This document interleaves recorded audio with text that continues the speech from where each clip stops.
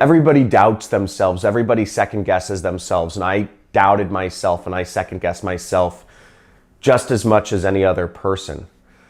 But I'd say the difference is no matter what, I knew that I needed to be moving out of my current situation. I went to an event. At that event, I had an epiphany. I created a new vision of myself. And what happened is every day I went to work after that event. Every day I went to work, I felt like I was living an alternative life. Because in my mind, I already had a new vision for myself already created. And that new vision of myself was that I was free. So every day I went into work, I felt in limbo and I didn't feel like I belonged there. I don't know if you've ever felt like you don't belong somewhere, but for me, that was every single day. That kept me focused, because if you're somewhere where you don't feel you belong, if you're in a situation where you don't feel is correct for you, if you feel a sense of unease with what you're doing or who you're surrounded by, if you feel incongruent with yourself, you work very hard to move out of that situation.